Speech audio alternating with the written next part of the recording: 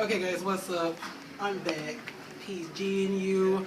Second day of SWATCon. We are sitting here with some Marvel Cinematic Universe professionals right here. How you guys doing today? Great. Awesome.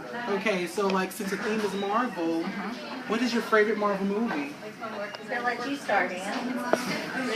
Probably Avengers. Avengers? Because it has all of them. It has all of them? Yeah. You're up. I'm going to have to say Avengers also, because not only does it have all the characters that I like, it has the villain that I like best too, has Loki.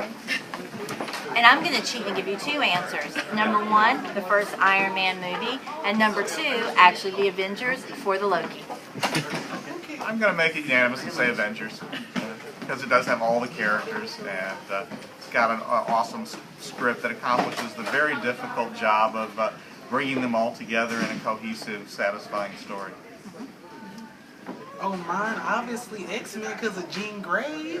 She's amazing. Like, come on. So, X-Men Days of Future Past. They are announcing characters.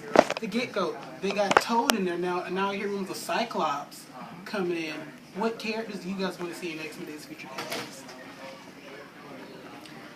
I will admit that I just watched the X-Men movies. I don't really have any, major investment in it. So I just, the other ones are the X-Men fans.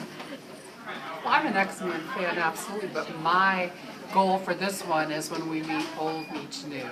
I am so excited for that.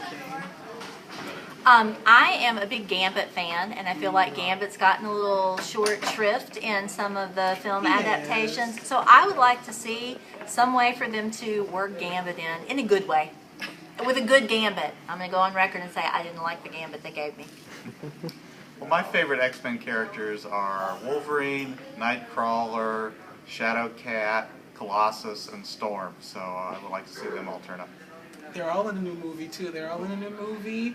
And then, you know what, and we're going back in time, so there's like a lot of room there. We're going to see like a lot of younger characters.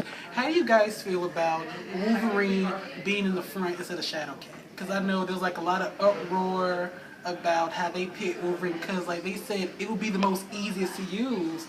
And they were sitting here like, and couldn't use Shadowcat? I mean, she can phase, but you're not making that complicated. So how do y'all feel about that?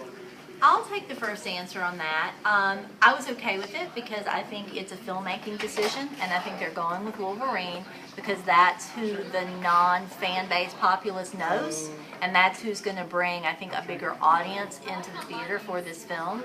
And I think that at the end of the day, it is the old meets new. It's consider your possibilities. It's can we fix the mistakes we've made as the core. And so really, to me, the messenger is kind of secondary to the message. I think that I'm fine with it being Wolverine because they, when they say, well, there are practical reasons to make it Wolverine in terms of, streamlining the storytelling, that's going to actually be a very intricately plotted, complex story to tell in the context of a single feature film. I respect their desire to not make it any harder on themselves than it needs to be, or any harder on the audience.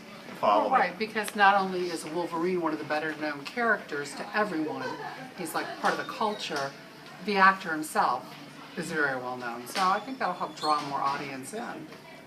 So, there's also another rumor, X-Force is coming. They're actually making it.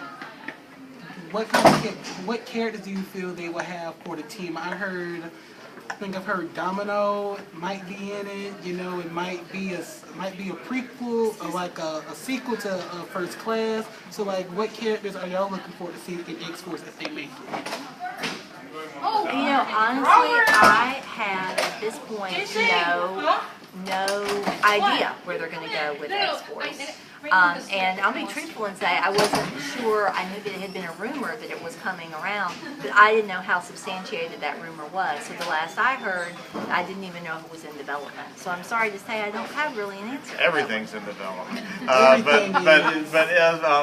Haven't there been like 4 or 5 different teams called X-Force with radically different rosters each time, or am I confused about that? Actually, you are right. It has because Jean Grey and Cyclops, I think they are the founding members of of the X-Force team, and they just graduated a lot. You had Polaris at one point, you had Havoc, you had all these. So I just kind of feel like maybe they can use this to introduce on like a lot of these characters. Yeah. On with it first. Yeah, I've kind of already listed my favorite X-Men characters. So it's like who are the leftovers that should go into X-Force? I don't know. Cyclops and Jean would certainly be good. I don't know. You can't go wrong with Maggot, right? Well, plus, I think Jubilee is a character that it would be nice for them to work in a little bit more. I mean, I remember from the cartoon series and some of the other storylines that they had, got a little bit more with Jubilee, and I think that that's a character that would be reasonable to add in to at least a little bit more prominent role in some of the mythology they're creating for us on screen. Oh, I know one. Sunfire, because he's such a dick. And that's always good. You need a dick character in the group to add friction. Okay, we got time for one more question. That would go over well. Are y'all looking forward to seeing Scarlet Witch and Quicksilver in Avengers 2? Yeah, I am. I am very much looking forward to that. I'm going to say I'm a little bit more excited for Quicksilver, but I want to see what they do with the character. Okay. All right. So, like, where are you guys going to be next? Are you guys going to be at MegaCon?